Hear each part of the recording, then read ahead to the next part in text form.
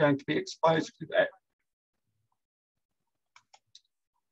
Second element is where units where you cannot influence the content or assessment.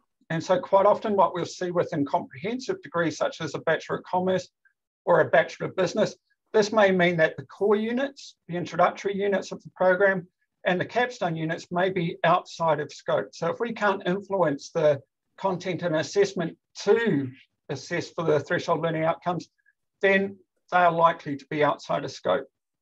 And the final point here is please do not just select final year units. Again, what we're looking for is a selection of units across the degree program and across the students' learning program, so that we can scaffold, or we can scaffold the students' exposure and development of these threshold learning outcomes prior to that final year of the program.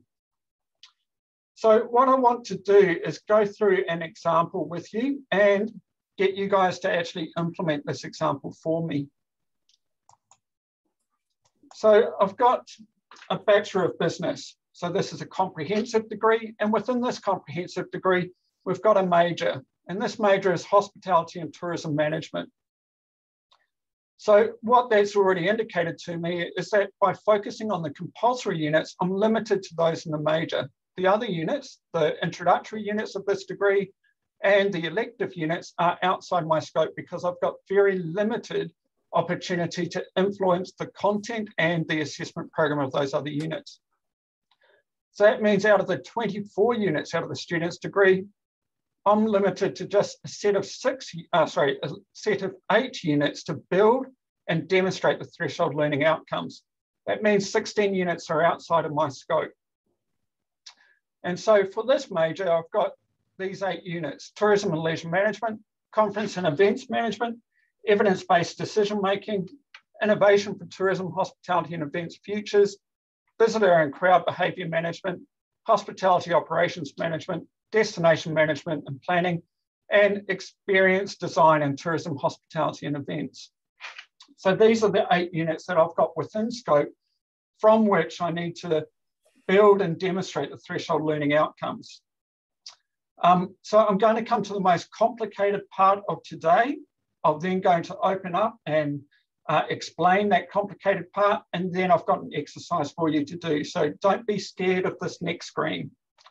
For those of you that were with us in February in 2020 in Auckland, this will hopefully be a reminder as well. So we're looking for the progressive development of outcomes. And what we're talking about here in the progressive development of outcomes, and these are the threshold learning outcomes, is that we're wanting to introduce students to these threshold learning outcomes. We're wanting to develop their capacity on these threshold learning outcomes.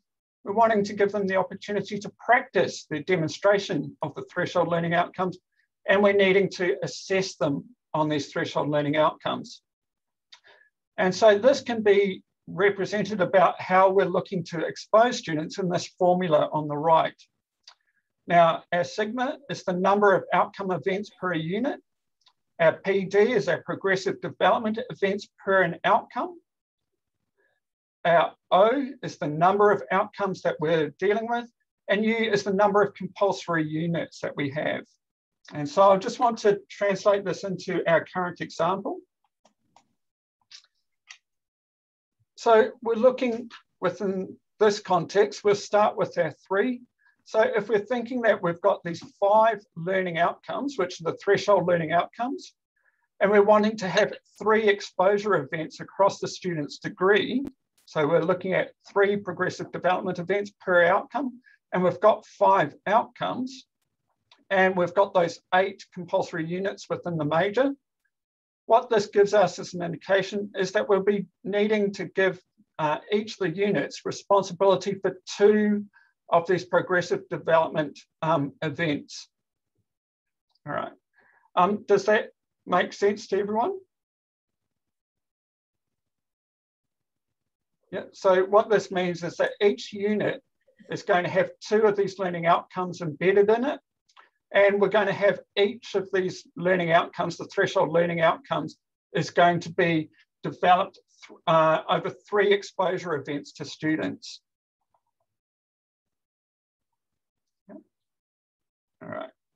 So how does this translate into our progressive program of events? So what we can see here is over on the left side are the 8 units that we have within our major. Along the top are the 5 threshold learning outcomes. And indicatively, what we have over on the right side of the screen is how many of these learning outcomes are going to be embedded within each of the units. And down the bottom row is how many times each of these learning outcomes are going to be embedded across the course or across the student's exposure course. So that's what we're looking at the moment, but what we need to do is fill in the gaps, which are these parts in the middle. So we need to identify which units are going to best align with which learning outcomes. And so for this, what I'm going to get you to do, and we've got some activity resources as well for you, is to best match the units, those 8 units, to the 5 threshold learning outcomes. And we're going to just use the synopsis and the learning outcomes of the unit to find these best matches. And then for each of these best matches, what I'm looking for you to do is to identify whether 3 learning outcomes are going to be introduced, developed, practiced, and assessed, and making sure that this occurs early and regularly across the course.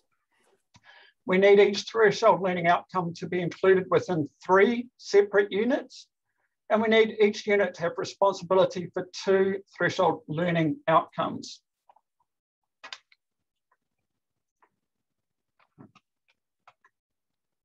So I'm just going to send you a link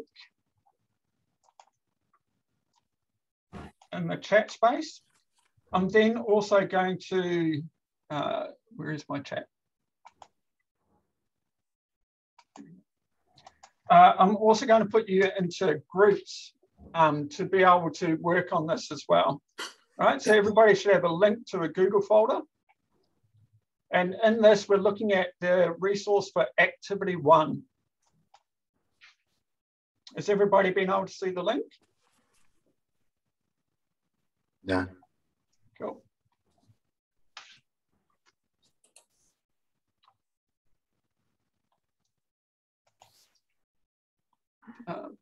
Glenn, I've got the link open, but I can't see anything labelled activity 1. All right. I can see I think it's called progressive development. assessment design exercise 2. Progressive development of outcomes, assessment Progressive exercise development. 1. Yep. Assessment exercise 1. Yeah, it's a PDF. Yep. And I can see it. It just wasn't labelled. The headings were cut in half, so I didn't see anything about 1. All right. Yep. All right. Penny, can you give me host or co-host thing so I can set up breakout rooms, or unless you want to?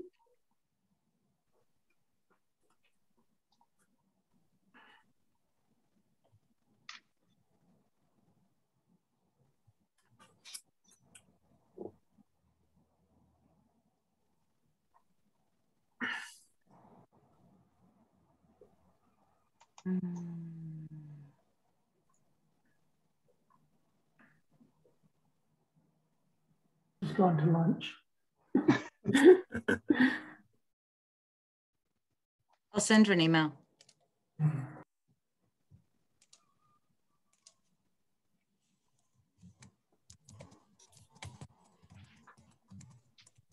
All right, whilst we're setting this out, what I'll get you to do in about groups of 3 or 4 is to go through, you'll only have 20 minutes, so not a lot of time, but what I want you to do is to go through those units, the synopsis and the learning outcomes, and I want you to identify a best fit match to the learning, to the threshold learning outcomes.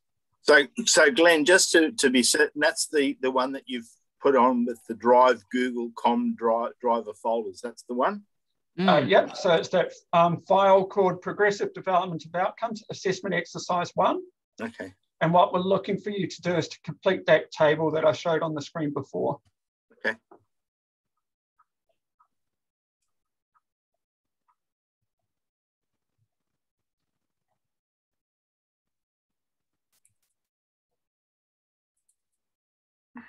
Penny, are you there?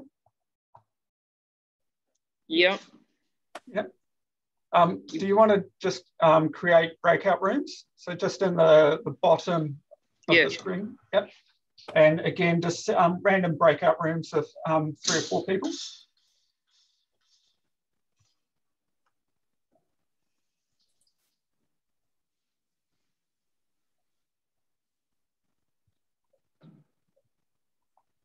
Cool. Do you want the recordings paused? Yep, pause the recording.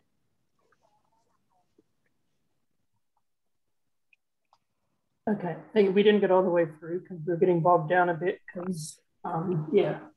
I think one of the challenges, if the learning outcomes aren't written for the domains, it's sometimes hard to line them up. And I know from firsthand experience with this made the subject that they weren't written for that. So yeah, I guess we were okay with getting to her subject. So the first one we had is, I can't even remember, I wasn't one taking notes, professional responsibility and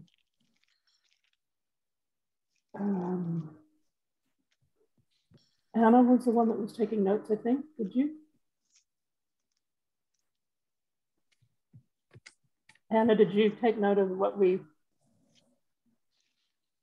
I believe it. Anastasia, were you taking notes?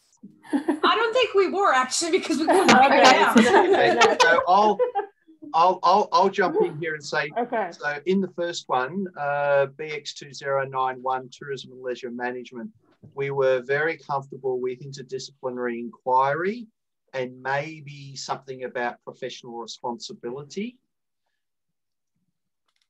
In terms of the second one, conference and events management, my recollection was that we were certainly talking about service and experience design and possibly problem solving, but we weren't completely locked and loaded. Anna, is that your recollection? Yeah, we were debating between interdisciplinary inquiry and I don't know what else. Okay. In terms of the third one, evidence-based business decision-making, I think we were absolutely agreed on problem solving and possibly professional responsibility because of the ethics dimensions. The next one, tourism for innovation, which is TO2051, there was a little bit of interdisciplinary inquiry because of those sort of pestily type things. And a little bit of professional responsibility because, again, I sort of made the comment that whenever I see words like sustainability, I inevitably go to the problem solving. Anastasia, is that sort of where your thinking was as we work through that? Okay, all right. And I think we pegged out on the last one of BX3095, visitor and crowd behaviour. And that picked up on elements of service and experience design, and again, aspects of problem solving and professional responsibility. And we weren't quite clear where we were landing there, again, because the sustainability lends itself to professional responsibility, but there are some clear, if you look at the last of the learning outcomes, create realistic solutions really does focus on problem solving. So I think that's sort of where we landed. Is that? I would just add to that there's a certain element of collaboration in that particular subject because usually for crowd control, it's not just the event organizer or the sports organizer that actually looks after crowds. There's often a lot of cooperation with emergency management services, and that collaboration is actually quite critical, particularly for large events. All right. So, David, that's a really interesting point because we had essentially a version of that argument that says those things are implied in the settings, but they are not instructed or they're not explicated in the instructions. Yeah. And on that note, I'll sort of Anna, Anastasia, Laurie, are we okay? Yeah. Okay. All right. Back to you, Glenn. Thanks, Paul. And David, since you've taken the initiative there, What did you guys in group 3 find across this table? So you've noted already that for BEX 3095, that collaboration. I think Naomi was the work person who yeah, was I've got all the she's got all the gen. Yeah. So what we found overall, if I filled in that grid, is that we've actually been able to do 2 across and 3 down for all of 5, except for collaboration. And picking up on the point that Paul and David both raised, is that we have question marks next to collaboration for both innovation for TH&E futures and the destination management and planning units, or courses, whatever you want to call them, because whilst they're important parts of functioning in those, I mean, you know, if you're in the workplace, we're not necessarily seeing in the synthesis or synopsis and learning outcomes anything that specifically points to that. So we're not sure whether perhaps there's group work involved or you know, team work around some of those other thresholds. So I think we're pretty much the same as group 1, professional responsibility and interdisciplinary for the first one, interdisciplinary and service experience design for 2094, problem solving and professional responsibility for 2174, problem solving and collaboration with a question mark for 2051, visitor and crowd behaviour, we had service experience design and professional responsibility, possibly. And then further to David's point, maybe collaboration. HOSOPs, we had interdisciplinary and problem solving, but maybe also a bit of service and experience design. Destination management and planning, we had professional responsibility and then collaboration with a question mark. And then the final one, experience design, we had a service and experience design with a bit of a mix of problem solving and professional responsibility. So we're struggling with the 3 downwards in the table for collaboration, just based on the document we have, but otherwise we've managed to do 2 and 3. Yeah, I mean, Naomi's quite right in that many of those issues actually probably should have involved collaboration, but the actual wording of the subject description didn't really allude to that very much, even though in practice those areas definitely do involve a lot of collaboration. Yep. Mm-hmm. Yep. And we'll come to unpack that element soon. Group 2, how did you guys go? You got anything different to what the other 2 groups had, or anything that you'd like to add? Was that us? I can't remember. So that's Effie, Ali, Mika, and Tracy. Yeah, we did have, we had a lot of overlaps, and I won't go through each one. We had a lot of overlaps. So 9.1, we had interdisciplinary inquiry and problem solving.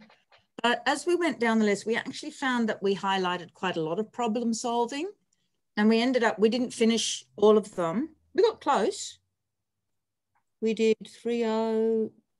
We didn't get the last 2 done, but by the time we'd finished, we had most of them ticked or nearly ticked on some element of problem solving, because we were at the processes as much as the outcomes and what the students learnt from the processes. Am I right in saying that, Tracy? I think that's sort of... Yes, I agree. Yeah. And similar to what Dave was just saying, a lot of these things involve group work. And so, if you're looking at how we deliver the content, often it is through collaboration and problem solving, critical thinking. So that, so that kind of highlights, there's an interpretive element to this as well. And I remember when we were doing the, what's the marking one? What was that? The calibration exercise. Yeah, the calibration exercise. And how this can turn into almost a calibration type exercise as well, because it depends on, even though you don't have all the full, assignments, but you do have the learning outcomes, but you're kind of looking at the process as well. But yes, you need to think about what's being assessed. But if they don't get to their assessment without that process, and they can't achieve their assessment without that process, that kind of tends to influence one's thinking as well. Cool. So that's it from group 2. Yep, brilliant. All right. So what you guys have done is what I anticipated that you'd find, and the challenges that you discovered are also what I anticipate that you found. And largely what we're finding through this is that we're going through a process of retrospectively trying to fit in the threshold learning outcomes across or on pre-existing courses. And so it shouldn't be too surprising that we're going to uncover or discover some of these challenges. And largely what we're finding here is that in these elements, the synopsis and the learning outcomes, is that there isn't that explicit connection. And again, we're not expecting that will be so because of that retrospective fitting. And so one of those challenges that we then come up to is when we've found the best fit matches, generally we find that these aren't perfect matches. So there's not an explicit connection. And so what that does indicate is that we might need some minor adjustment to the units and their synopsis and all the learning outcomes so that we can create that clear and explicit connection to the outcomes across these units. There's two more points that I want to highlight here, which are very important when we're going through this mapping process. The first one is that we need to make sure that we've got the distribution of the units with responsibility for these outcomes across the course. So we can't have them all at second year. We need them across the course from the beginning through the middle and to the end so that we can get students to demonstrate the threshold learning outcomes at the appropriate level by the time they graduate. So we need to have that scaffolded development, exposure and development of these domains or this threshold learning outcomes. So that's point one. The second one is, and this is what many of you have identified, is that whilst a number of units are going to be demonstrating or have the possibility of demonstrating a number of these standards, the threshold learning outcomes, not all of them should have responsibility for them, particularly in this assessment program, because if we're going to overload them with responsibility, that means we also have to overload the assessment program to demonstrate all of these. So what we're looking for within this space is to make sure that we've got units which are specifically responsible for a threshold learning outcome, and therefore that unit has to assess that threshold learning outcome to the year level that it is set.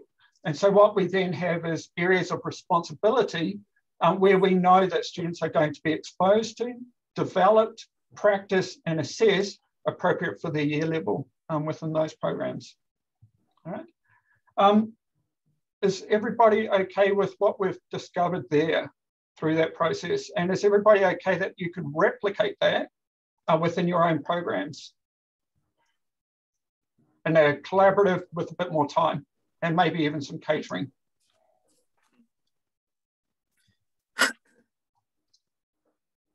Okay, one thumb up. Is everybody else okay? Yeah, okay. Cool. All right.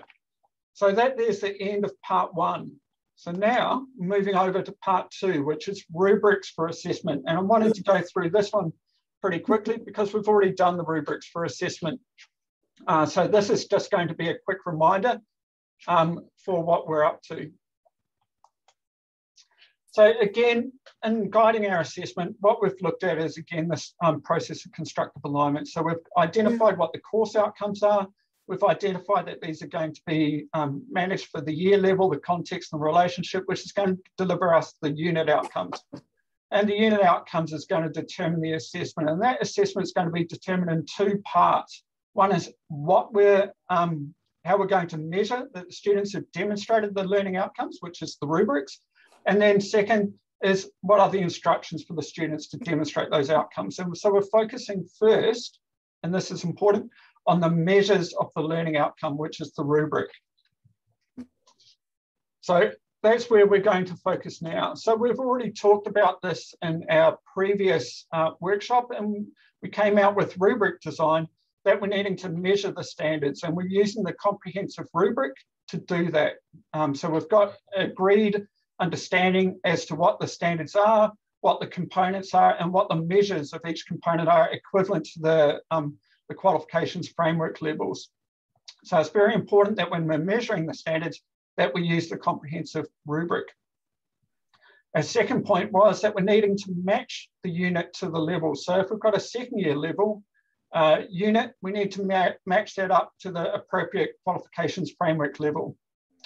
And obviously we need to match the outcomes to the criteria as well. So if we've got responsibility, for example, for problem solving, we need to make sure that we're assessing problem solving through that process. And that then will give the opportunity for students to demonstrate that they have achieved that threshold learning outcome or not to the appropriate level of their course. Glenn, can I just kick in a question, which is really for everybody? Are all of you here using Canvas now?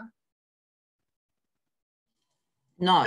Okay. One of the things about Canvas, I must admit, I was a Johnny come lately to it, is that you can actually, in all of your assignments, you can actually set the rubrics really very clearly. So the students know weeks before exactly what rubrics they actually have to pitch for when they're actually submitting their assignment. And you give each rubric a particular assessment level. So, you know, it's actually been, it's a very good system in that particular regard. I'm not saying that other systems don't have something similar.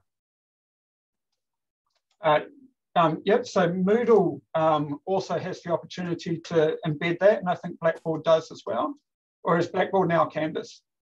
Well, here at UTS, we've just about phased out Blackboard. Yep. Unfortunately, I mean, I'll learn how to use it eventually, but Canvas is actually, I have to say, comparing the two systems, a much better one, particularly from this perspective of assessing students and setting rubrics.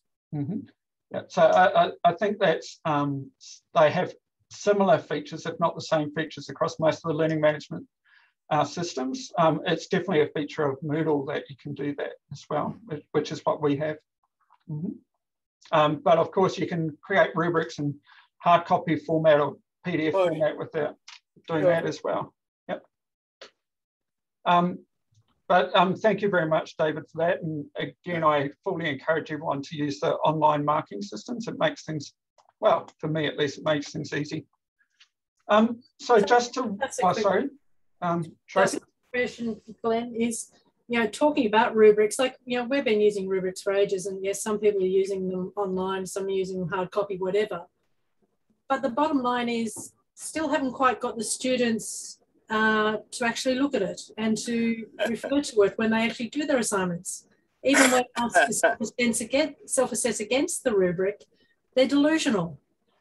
And even when it says you must do, you know, refer to X number of whatevers, they can't count to whatever that is. So there is a user experience, there is a, from a service design perspective, we're designing the service, but the users ain't doing it. Mm-hmm. So how can we fix that? Whip them into shape. Can I do that online or offline? Definitely online. That's definitely a challenge that we have, I think, quite generically about students engaging within the both instructions and all the support and facilitation that's available, which is a bit outside the scope of today's session. But I think that we can definitely talk about that in a future session or a future workshop about how to ensure students' engagement within this process. I think that across CAUTHI and also other conferences and other workshops that I've been to, there's definitely been some very useful practices which we could implement to ensure students' high levels of engagement and performance to these. But again, rubrics and the like are to guide the students rather than to compel the students, and they're a means to differentiate between students' varying levels of performance. So, but again, I think that there might be a valuable topic for future discussion. So just going back to what we talked about in February in regards to the rubrics, what we discussed there is that it's important that we identify the standards being assessed. Second, to identify the level of graduate outcomes and the standards being assessed. Then we can very easily, for the threshold learning outcomes, is to copy and paste the criteria from the comprehensive rubric, again, making sure we're matching the standard and level, and then adjust for the specific field, be that hospitality, tourism, or events. So what does that mean then in the context of our programs? So I want to focus on the first unit that we identified. And so within this first unit, which is BX2091, Tourism and Leisure Management, I think everybody identified that professional responsibility was one of the key outcomes that it was going to be demonstrating. And so what that would then indicate to us is that we need to have an assessment item for professional responsibility. So the standards being assessed is professional responsibility. What year level is it at? It's at second year, so that's AQF 6 as a pass. And then we'd copy paste from the criteria from the comprehensive rubric into the assignment rubric, making sure we're matching the standard and level. And then we'd adjust for the specific field, and realizing that this is for a hospitality and tourism major, it would have to include both of those elements. And so the rubric that we would have, or the base rubric that we'd have, is this. So we'd have BX2091. When we're assessing for professional responsibility, it's made up of two components, reflection and improvement. And we've then got the criteria for the various levels, from a low end, high end, a pass, a credit, a distinction, and a high distinction across the program. So that is just an easy process of copying and pasting from the comprehensive rubric. All right. Is everybody okay to how we've got from identifying the threshold learning outcome associated to the unit, and then linking that into a rubric?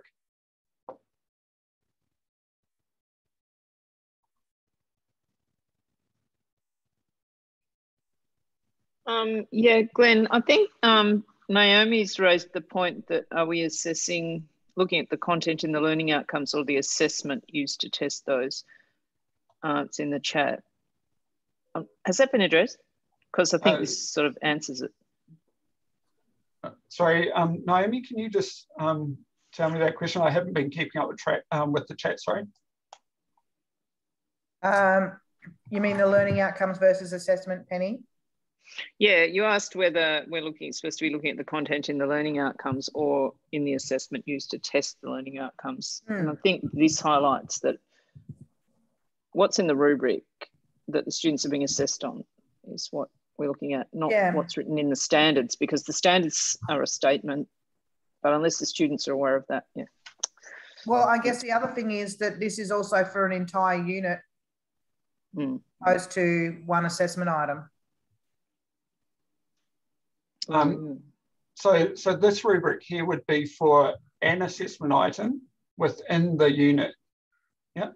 So so this unit, so I think each of you identified that interdisciplinary inquiry was going to be one of the outcomes that this unit would have responsibility for, and professional responsibility would be another threshold learning outcome that this unit would be responsible for. That's right. Yep. But that's the unit, not the assessment item itself. Yep. And so when we've moved down from the unit, which was in part one, we've now then looked at creating a rubric for an assessment item. Yes. And we've identified that this is the rubric for assessing professional responsibility. Correct. But do we then have 3 versions of that? Or do we only have 2 assessment items because we're only testing 2 pillars? Do you see what I mean? Like by understand what we're doing by generating this, we're testing professional responsibility in a couple of areas of reflection and improvement. Yep. But the only other thing we've identified for that particular course is then also interdisciplinary inquiry, and we can generate a rubric exactly the same as that. So that means we end up with 2 assessment items for that unit. Yep. And potentially, again, going back to the very beginning, so within the course, there might be other nested objectives that this or outcomes that this degree or this major needs to demonstrate that is specific to the institution, to their accreditation, to the industry groups and the like. So this professional responsibility may actually be embedded within a larger assessment, or it might be an assessment specific for this. So I don't want you to feel that you need to remove all assessment just to focus on the threshold learning outcomes. So threshold learning outcomes need to be demonstrated, but you also need to be conscious of the other outcomes that each of the programs is needing to demonstrate as well. And what we should find within that, just before I scare you, is that there should be an opportunity for high levels of nesting, which means there's high levels of overlap between these outcomes. Okay, so I guess that means that probably this particular rubric here would then be part of a larger rubric that's assessing, let's say, a group report. Yes, it very well may be. Yeah. Okay. Yeah, and we'll get onto that when we're designing the assessment item in the next part. Mm-hmm. Okay. Is everybody else okay with where we're up to at this point? So what we've determined is that across our units that have been assigned responsibility for developing and demonstrating specific threshold learning outcomes, or the standards. We've then identified that one of these units has one of the standards, which is professional responsibility. And this is the rubric to assess that appropriate to the unit and its year level.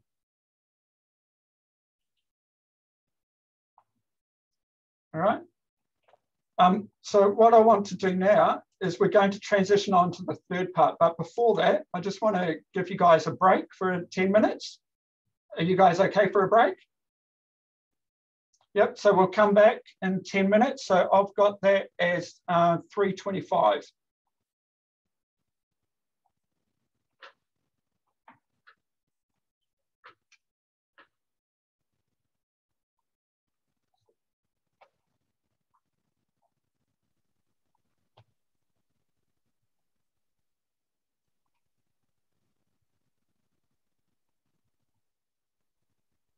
Each graduate of a tourism, a hospitality or events degree should be demonstrating all 5 domains to the minimum level, AQF7, to achieve their graduation. So then there's the question there about scaffolding, getting through to that point. And very definitely what we've been investigating over the previous meetings is making sure we've got a system in place which we can introduce and develop these domains or these threshold learning outcomes as students start and as they progress through their respective degrees. And so what we've been looking at just now is a second year unit. So this is pre-AQF7. And so this year would be one of those opportunities for students to be introduced, to develop, to practice, and to get some assessment feedback on how they're performing on this domain before it counts at their graduate level. So it's very important to be aware that what we're emphasising and what we're desiring through this process is a scaffolded mechanism to get students to be familiar with and to be able to have practice and assessed feedback to demonstrate this as they're progressing through their degree. So the next stage of what I'm looking to do is then focus on assessment design.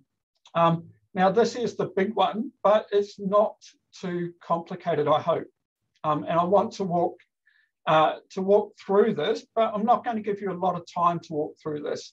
So what I'm wanting to do is to, I suppose, expose you to a bit of complexity, but at the same time, hopefully that can, limited time will hopefully also give rise to the simplicity of this process as well. So again, what we're looking at within this context is, again, that constructive alignment, that we've identified what our course outcomes are, we've identified our unit outcomes, and we've identified what the assessment rubric is going to look like. So now what we're needing to do is the second element of the assessment is design the instructions or the assessment item so that students can demonstrate what we're going to measure them on. All right. So again, we're driven by the outcomes, which is then by the measure, and now by the assessment instructions. So let's move on. So in the February workshop, what Mika outlined there was that we had different elements that we're looking to embed within our assessment program. And these were looking for varying levels of autonomy, particularly as the year levels go up, scaffolding or reducing the amount of scaffolding provided as the year levels go up, integrity and benchmarking.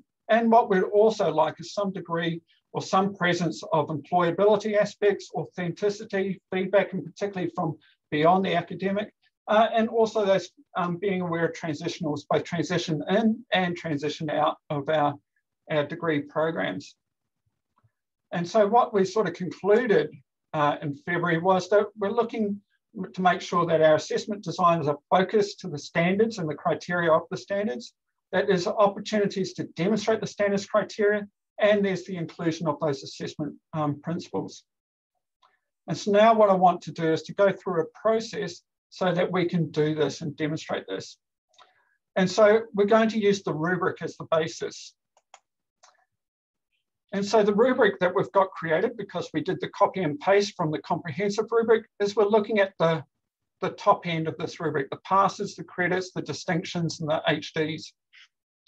And we're particularly looking at that when we're thinking about assessment design, because we want our instructions to enable or facilitate students' success. We're obviously not writing instructions for them to fail. And we want the opportunities for students to succeed, not just to pass the assessment item, but to also to achieve full levels of success. So what that means for us is that our instructions need to cater for students, or a need to provide the opportunity for students to achieve an HD. Right?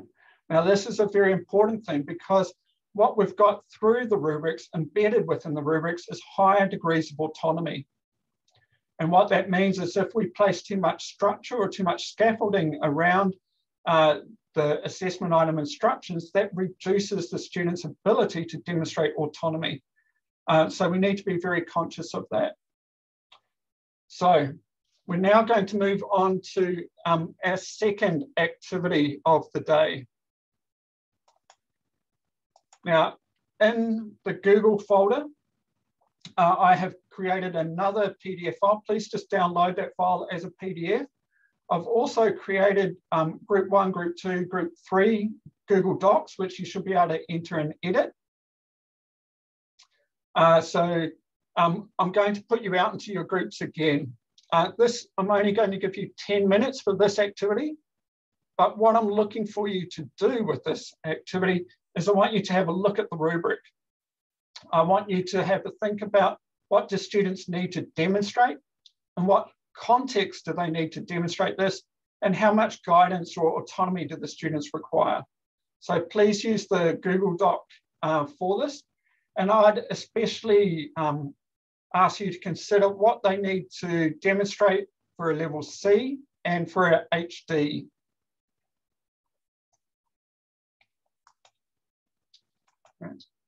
So for Group 1, that's Anna, Anastasia, Paul, and Laurie. Group 2 for the Google Docs is Effie, Ali, Mika, and Tracy. And Group 3 is David, Marcella, and Naomi. All right. Can everybody access a Google Doc? It should just be a blank file. Cool. And the group should be on your screen now.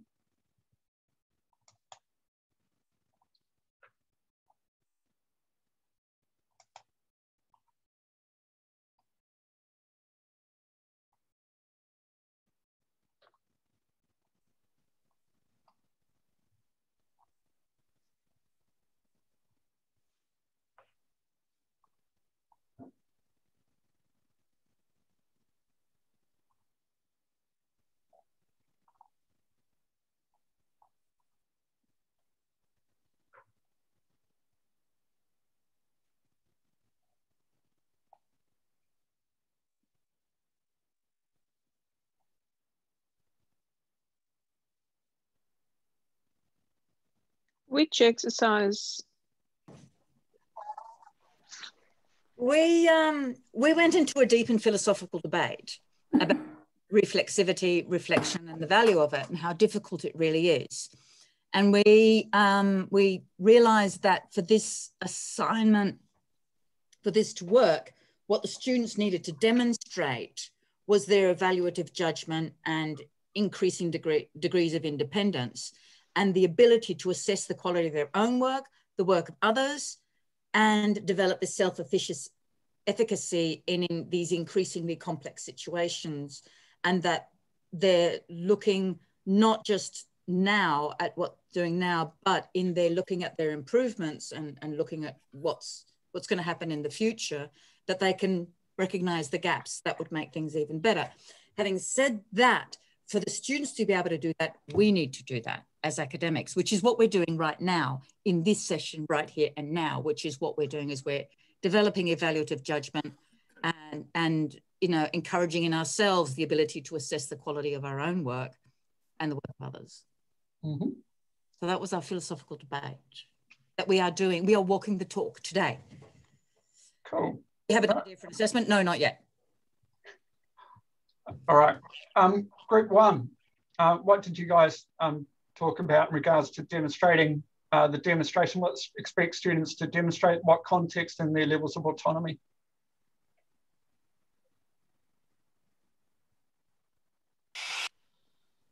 Okay, I'll jump in then. So I guess we took a view of at this introductory level, because this is the first point they're being introduced to this domain, that we can't really expect them to reflect on their own conduct because we can't apply it yet. So we had the idea that they would be exposed through the fieldwork component to a real setting and a real management issue perhaps, and that we really want this at this level to focus on changing their worldview and being more self-critical of the assumptions that they're coming to the table with, because oftentimes they come in going, tourism is good because it creates jobs, or as Paul said, Disneyland's great because, but you know, we actually want them to reflect and think ethically about what they need to do in changing their worldviews and their development of their ability to critically analyze their own assumptions and the situations as they move forward. Does that sum it up? Works for me. All right. Group three. We generally were pretty happy with the wording, particularly in the assessment guidelines and the rubrics. I guess what we were trying to sort of ponder during our discussions, and I'm happy for Naomi and Marcella to say what their impressions were, is that we were trying to figure out what sort of activities are they going to fit into. So I guess I mean certainly from my point of view is, okay, here's a whole lot of words. To what do they apply? And we did look at the concept of including collaboration in that as well too. But I don't know, Marcelo and Naomi probably got good things to add to that as well. Yeah, I think you need to see the actual context, the particular activity you want them to do, because they need to reflect on the experience. So once they have something to frame it to, then they can highlight critically the weaknesses, the strengths, and then talk about what they did about the weaknesses as an example. They can reflect on these, and then at the credit level, they could possibly talk about themselves because it's more about the self, the journey. Whereas at the HD level, it's about the others. So we assume the assessment will be a group work where they have to reflect on each other and how the collective strengths and weaknesses sort of turned into something. So what worked, what didn't, and what will be the pathway forward into the future, or something like that. And just to add that with regards to guidance versus autonomy, then that was the clear distinction we thought between the C and the HD, was the being able to reflect on themselves and others in ambiguous context versus quite guided context were the two differences between the C and the HD for reflection and improvement. So I think that would be actually, that would come out in the wash with regards to what the student applied. You know, you need to design the assessment with the understanding there might be some students that only get to C level and not move on to that ambiguous part of it. Mm-hmm. Yep. Can I jump in there?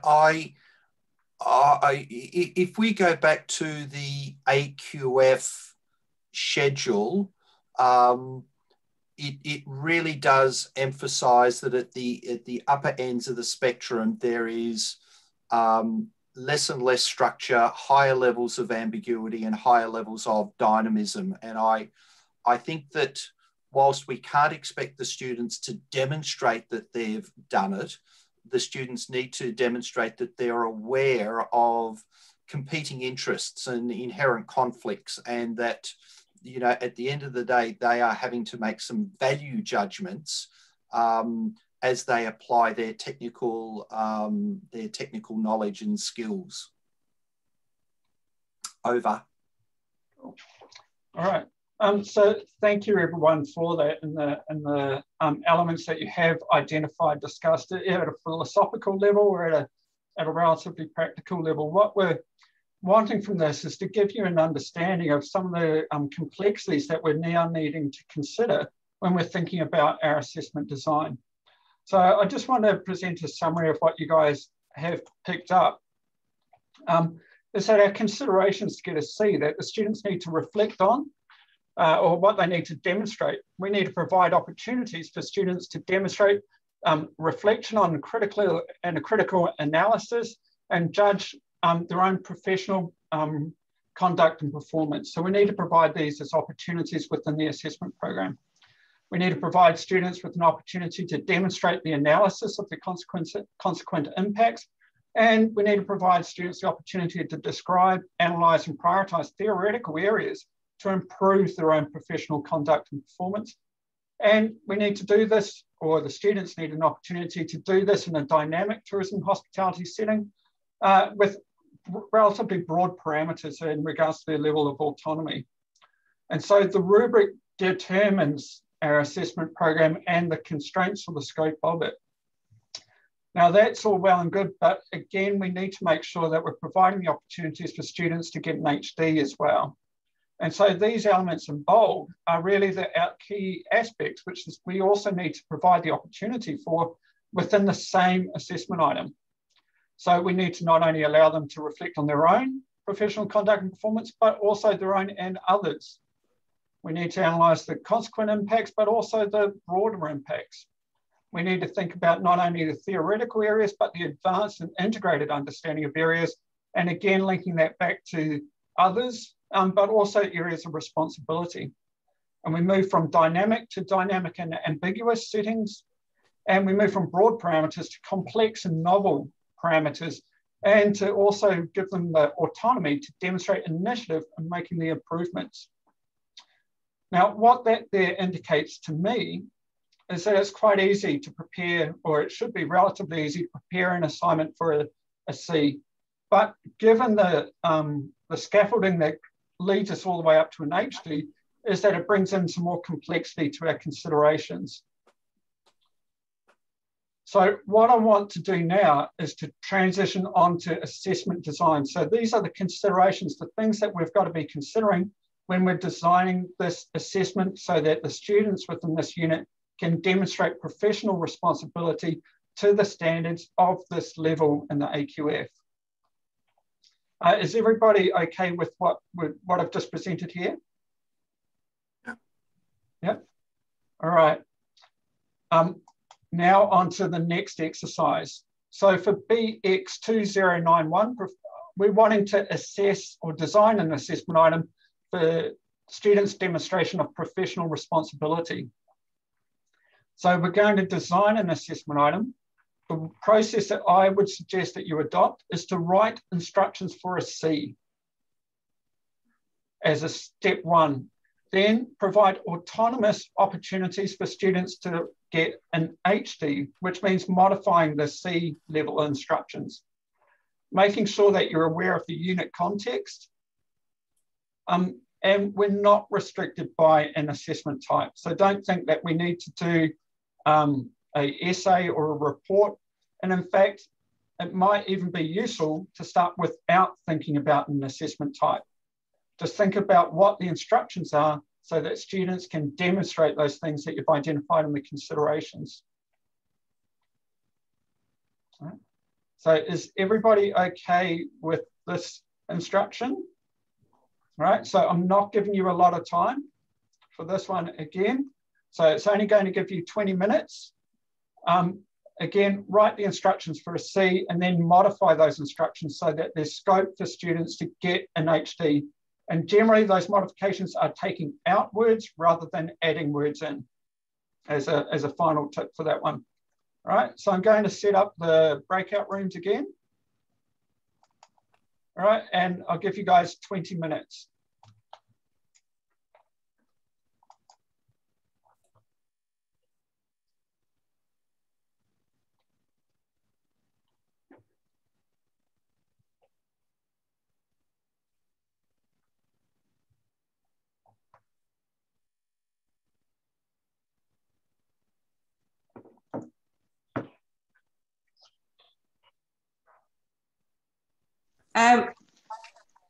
Can I share my screen so just to show you what I'm Yep. Let me just stop sharing.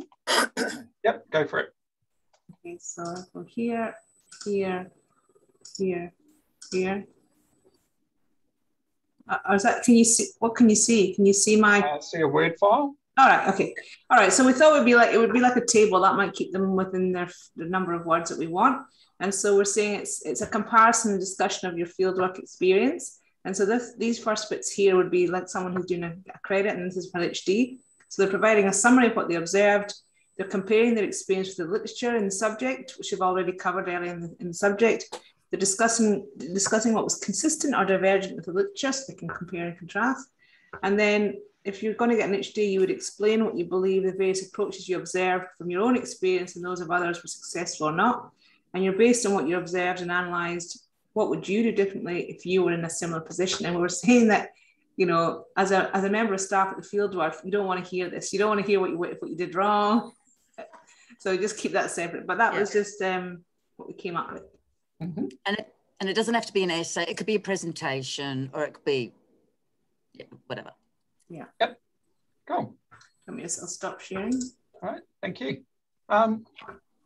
Another group.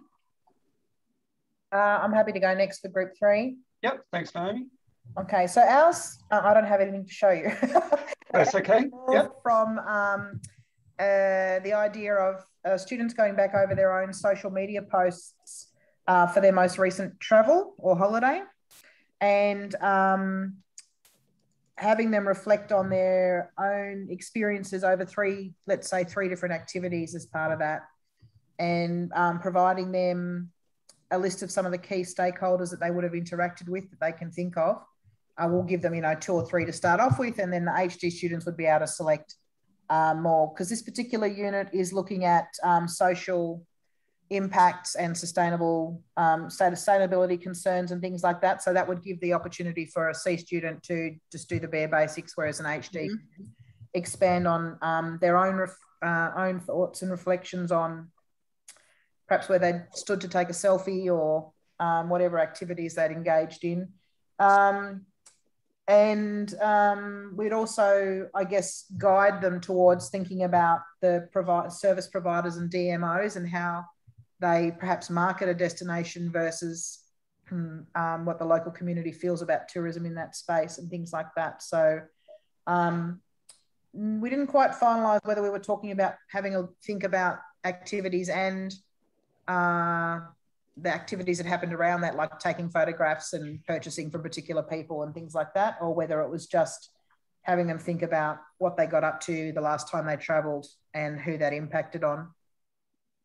But we also suggested, I think, in our discussion, because I was in the same group, about the differential between what was marketed about that destination and the tourism and hospitality services, and what they actually experienced. And we had a focus on sustainability. Was sustainability just talk, or was sustainability actually something that was working in that particular destination and community? Mm-hmm. So there were quite a few issues that we did actually cover, but I think Naomi's done a great job in explaining what the main ones were. Cool. All right. Thank you. So now group 1. I'll jump in. So we picked up on the key sort of learning outcomes and kept sort of wefting and weaving those into an assignment instruction. And we actually brought in things like the Sustainable Development Goals, the UN Sustainable Development Goals, complex management issues, and then analysing that in the light of the geography, economics, psychology, and history of the place. And we waxed and waned when we used the word place, site, organisation, institution, establishment. So there's some ebbing and flowing there.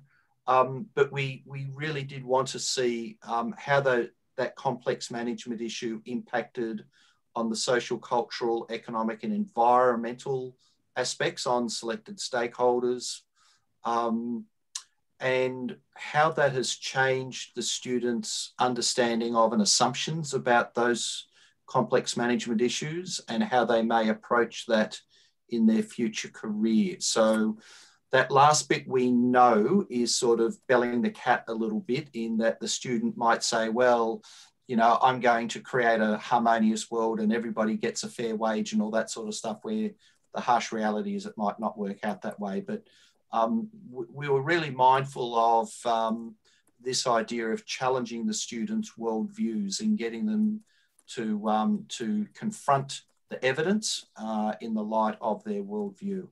Mm-hmm. Cool. All right. And by implication, the more profound and the more rigorous they were, then clearly the further up the scale they are. Mm-hmm. So, you know, plastics are bad, ban them, yeah, that's barely a pass.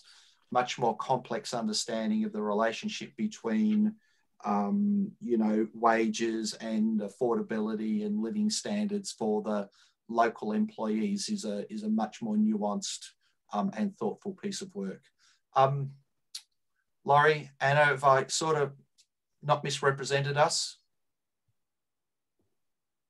I got kicked out because my internet is pretty bad, but what I heard was spot on. Okay, top. Thank you. All right. And thanks, David, as well. Okay. So thank you everyone that's contributed there. So what we've seen here. Hi, David. Okay, all the best. Thanks for a great session, Glenn. It's been really good. Yep. And sorry I have to nick off early. That's fine. So what we've discovered through this is that even within this one threshold learning outcome, which is the professional responsibility, there are many ways that we can get students to demonstrate it. What's very important, though, is that we need to make sure that students are instructed or directed or facilitated towards demonstrating these in relation to or as by the rubric. And the rubric is the comprehensive rubric. So what I want to do now is just to go through the process that I went through, to walk you through the process that I went through to sort of design the assignment instructions. And what you'll see here is this is a very bare bones approach. What you'll also see is, because it is so bare bones, is that it's also quite applicable, or can be applicable, to many different contexts. So please do bear with me. But after this, what I want you to be is critical of my representation, so that for the demonstration through this process, and ask those critical questions of me as well as I'm going through this. So first up, what I looked at is, what is the assignment instructions for a C, and what are the assignment instructions for an HD? So for a C, what I need the students to do is, I need students to, within a dynamic tourism and leisure setting, I want them to reflect on and critically analyse and judge your professional conduct and performance. I want them to analyse your consequent impacts, and within broad parameters, describe, analyse and prioritise theoretical areas to improve your professional conduct and performance. And what you'll see here is this is a very explicit alignment with the marking rubric. Now, if I was having this assignment, I was designing it just for an HD level, then the instructions would change slightly. Within a dynamic and ambiguous tourism and leisure setting, reflect on and critically analyse and judge your and others' professional conduct and performance. Analyse your and others' broader impacts, and within complex and novel parameters, from analysing and prioritising advanced and integrated understanding of areas, demonstrate the initiative in making improvements to improve your and others' professional conduct, performance and responsibility. So that is sort of my first step starting point for this. And that would then translate into the actual assignment instructions, which would be, or what I present pretty simply is this. And again, what I'm looking for in here is to provide students, or to give students instructions so that they can achieve a C, but also the autonomy so that they can then achieve an HD within this. So select and briefly specify a tourism and leisure setting within which I need you to reflect on, critically analyse and judge professional conduct and performance, analyse the impacts of the professional conduct and performance, and describe, analyse and prioritise and demonstrate improvements to professional conduct and performance. This next line could be replaced with anything, but evidence the above in a 10-minute one-person play.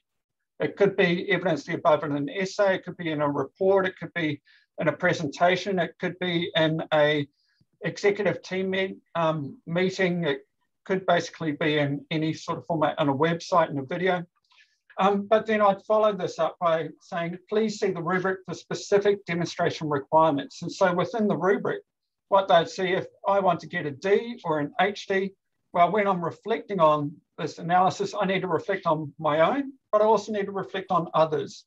And when I'm thinking about demonstrating improvements, I need to definitely demonstrate that for myself and for others for an HD level. And so the rubric becomes part of the instruction portfolio for the students.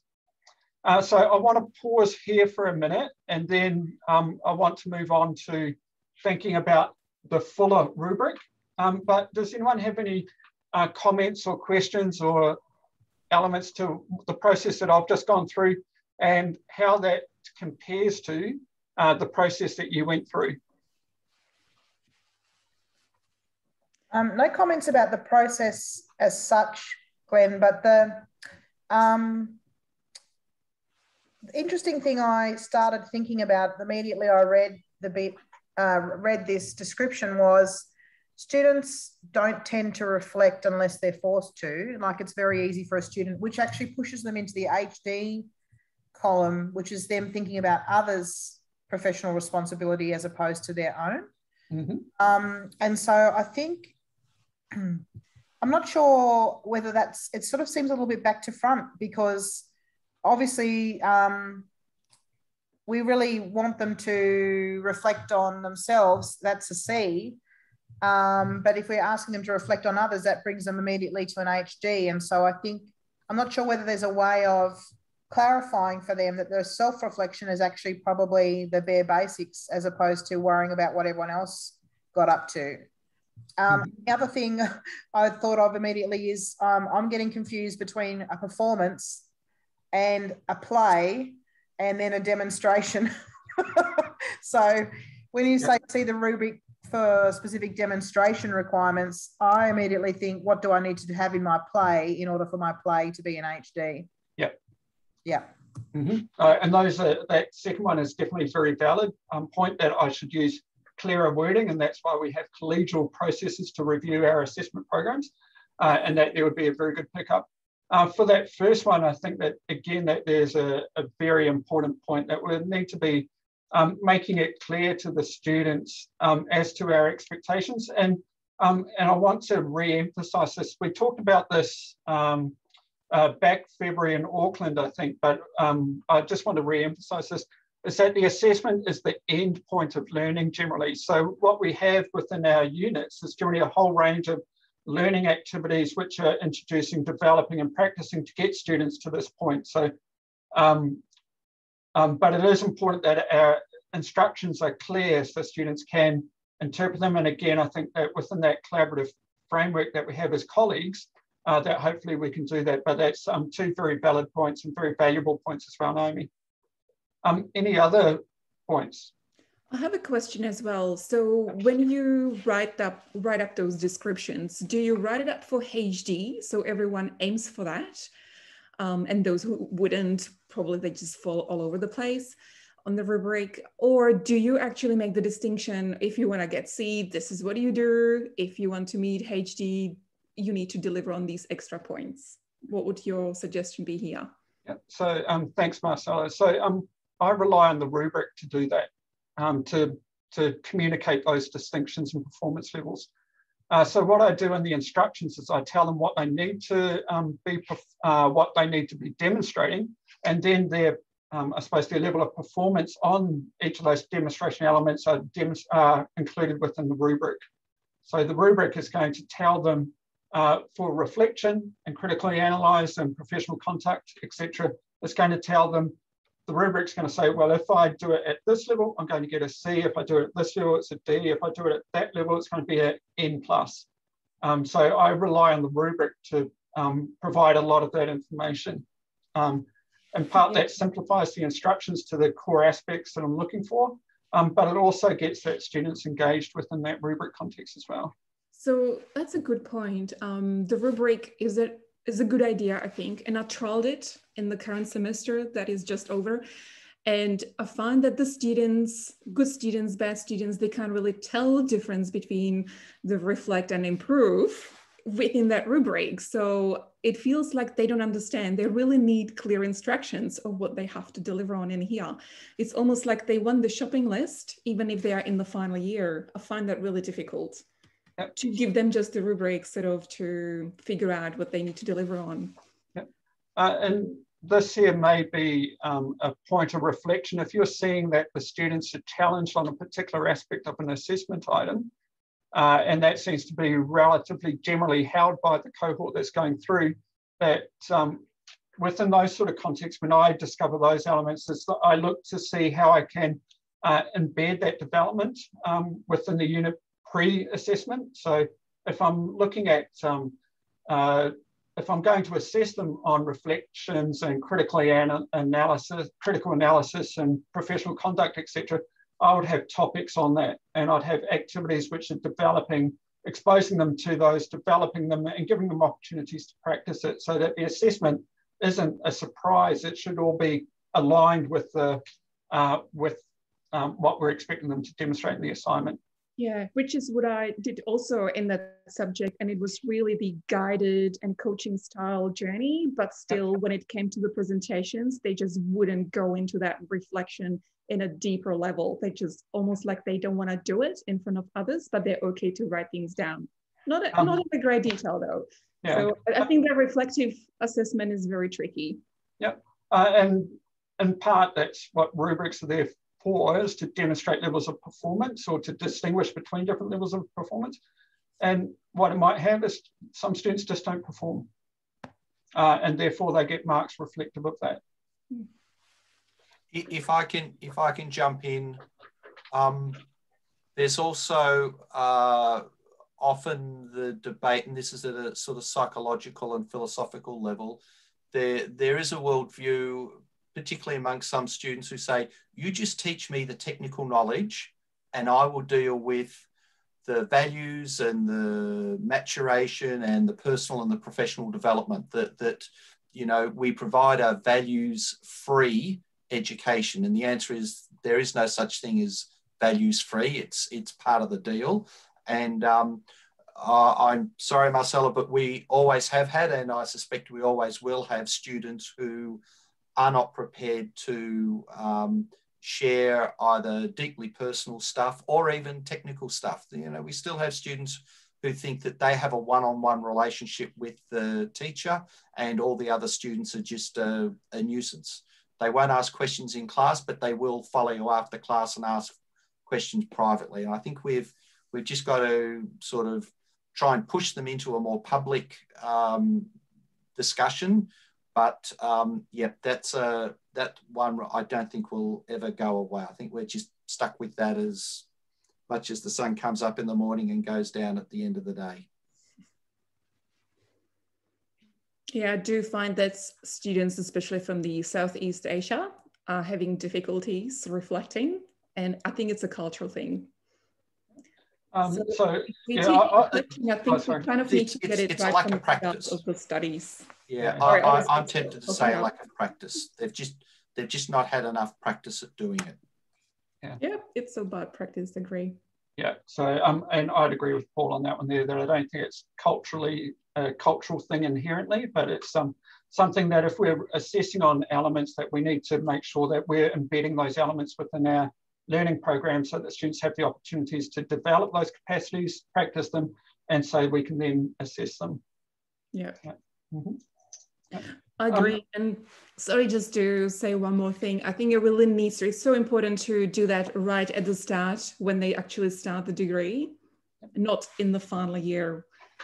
Yeah, and again, that's part of our approach through this whole threshold learning program, is that we've got early and regular exposure to these threshold learning outcomes, so that the students are doing this hopefully in year 1 and year 2 and year 3. So it's not a surprise by the time they come to demonstrate these exit point threshold learning outcomes. Mm-hmm. Naomi, did you have another question? Your hand is up. No, it's just still from the last time. All right, sorry. Sorry about that. Yeah. Any others?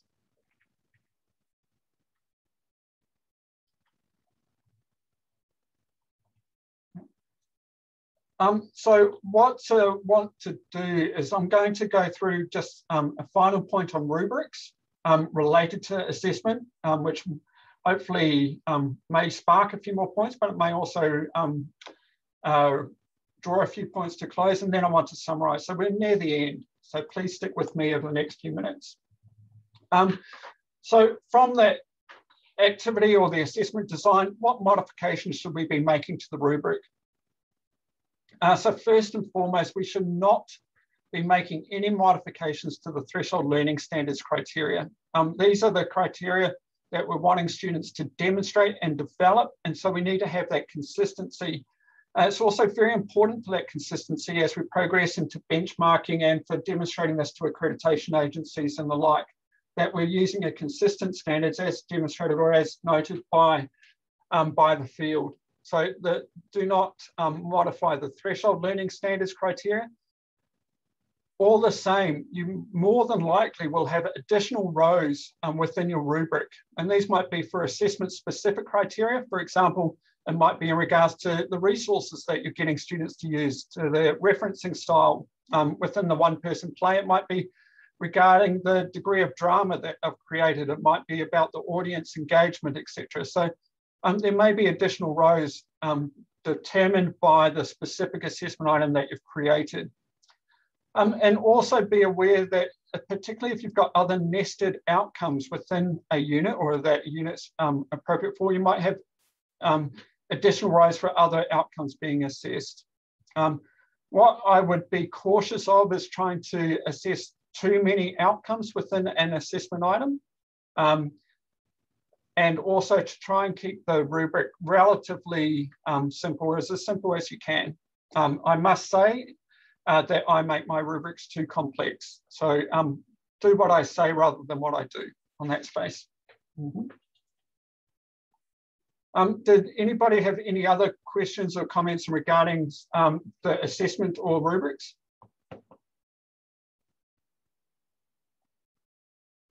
What do you mean by drama in this slide here? So in the previous one, I asked them to do a one-person play. So if, for example, the drama of the one-person play was an important element for me, then I'd include that in the assessment program. Okay, thank you. Any other questions or comments, concerns?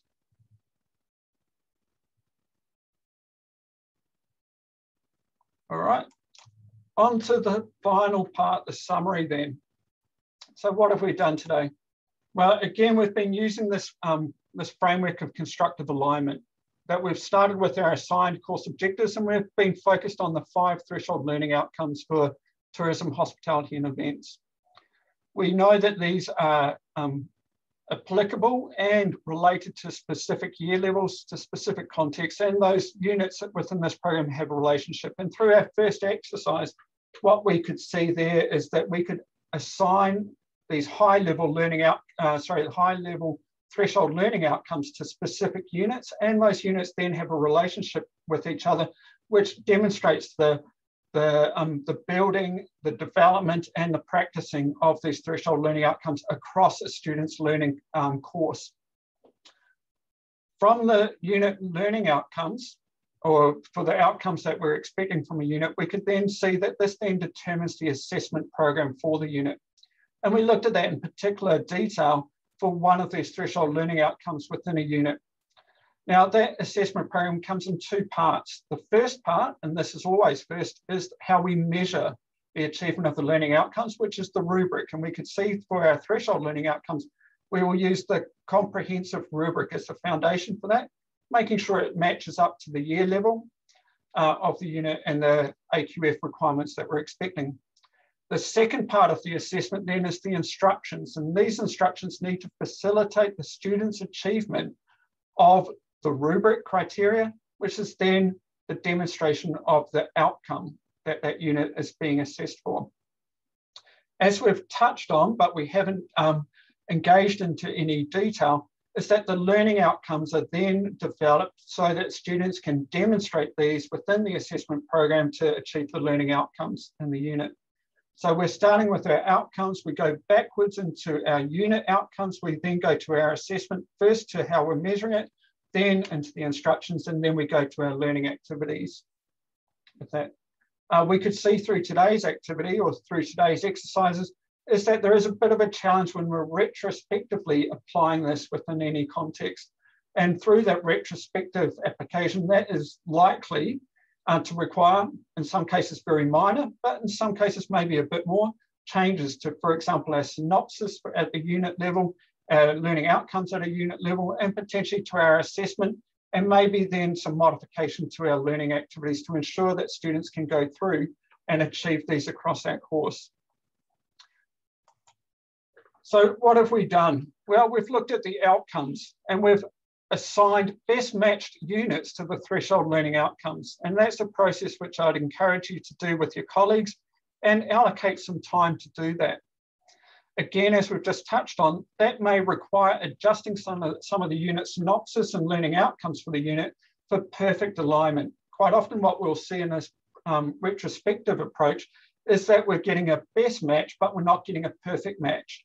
And so there may need some adjustment there. Again, I'd suggest that this is undertaken with colleagues, and it's given more than the 20 minutes that I allocated to you guys to do that today.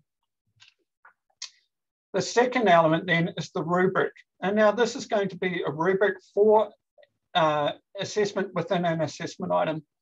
And so what we need to do, and as we've done today, and as we did in February, is to identify the specific criteria from the comprehensive rubric, and then copy and paste to create an assessment item rubric.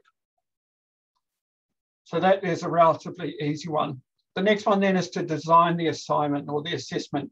So in the design of the assessment item, to demonstrate the rubric criteria, it's very important that the rubric comes before the assessment design. And important within this as well is the opportunity for students to demonstrate all levels of the rubric. If we're designing the assignment for a pass, we need to make sure that there's scope in there or relatively degrees of autonomy in there so the students can actually achieve through to an HD level. I generally recommend that you design for a credit and then you change that credit level so it provides the autonomy levels, which is generally through removing words, the opportunity to demonstrate in the HD level. Does anyone have any questions on that? Glenn, I'm just thinking about for my own degrees, the TLOs, the 5 that we have for tourism, hospitality and events, there are similar for other, I know Paul's referred to them a few times before, for other disciplines. Yep. Do you know whether the comprehensive rubric exists for those disciplines as well, or is that something special that we have? I think that's unique to us. I don't know if many of the other disciplines have actually been too active or as active as we have through the College of Peers. I think that this is a relatively unique thing across the business schools, at least, in regards to threshold learning outcomes. Also, I don't know how much further initiative has been taken since since the early burst of accounting, us, and I think maybe marketing. I don't know if many other disciplines have actually moved on to threshold learning outcomes. I'm not sure, Paul, do you have any other insight on that? I'll jump in here. We do know that there were 17 TLO projects in the early teens, the early 2010 to 2015. The only one that I know of that sort of spluttered beyond that was the accounting, because of the almost heroic work of Mark Freeman at the University of Sydney. Mark has retired, and the whisper I have is that it's all sort of folded and withered away with Mark's departure. So in response to all of that, my best understanding of the situation is that we are the only group who are still persisting with the threshold learning outcomes. Okay. And that, yes, the comprehensive rubric is a Glen Croy special. Right. Well, I'm surprised you didn't stick a little trademark stamp on the bottom of it there, Glenn. I'm just trying to think if, we're talking about, Bachelor of Business units that we're teaching as part of the mapping exercise for our overarching degree, whether there's going to be huge holes in, our intro to marketing and our intro to economics and whatever else units that they do as part of their event and tourism management degree. Mm-hmm. So my response to that, if I can jump in, Glenn, is that's where the scaffolding exercise is really important, but it's not the be all and end all. That, as we mentioned earlier, the TLOs are at AQF 7, and that we've just got to make sure that those units over which we have control are the ones where we can sort of put our hand on our heart and assure that the students meet the thresholds. Yeah. Okay. Thanks. Yeah. So and that's just and sorry, basically repeating what Paul said. When we're selecting units for demonstrating the TLOs or threshold learning outcomes, it's very important that we focus on those compulsory exposure for the students, but also that we have content and assessment influence on. Because if we don't have any control over how students are assessed within those units, then we can't use them to specifically demonstrate or develop students across these within an incentivised way. Okay. And so for most help me in my, oh, sorry, that doesn't help me. I was going to say that doesn't help me in my role as program director for the Bachelor of Business, but anyway.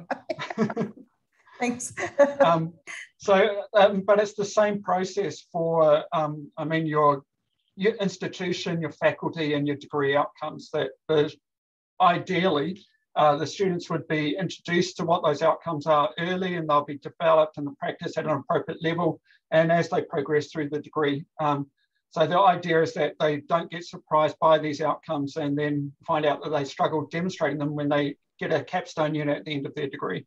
Yeah, no, perfect. Thank you. Yeah. Mm-hmm. Yeah.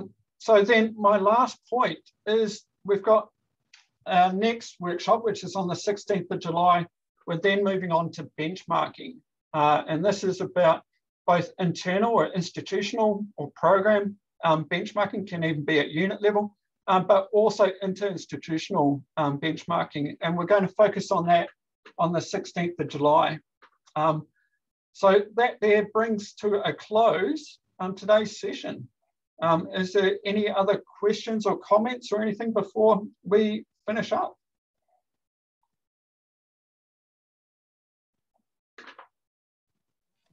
It's been fabulous. Stunned really, really good. Yeah, amazing. All right, so the slides are available in that folder as well. So you've got access to them. And you've obviously got access to those resources. I would suggest that you do have a discussion with your colleagues. Again, invest a bit more time than what we did today. Generally, it's probably going to take them a bit longer to get engaged in the process, given that they haven't necessarily all been through the College of Peers process.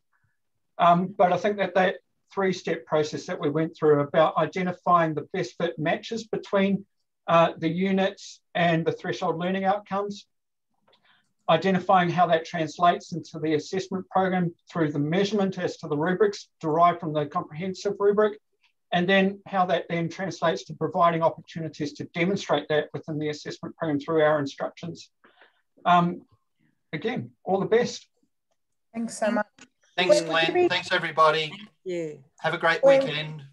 Thank you. Thanks, Glenn. Thanks, everyone. Bye. Bye. Bye. Glenn, before you go away, are you comfortable with us to share this recording with, like if I shared this with my learning and teaching office, would you be happy with that or? Sure, that's fine.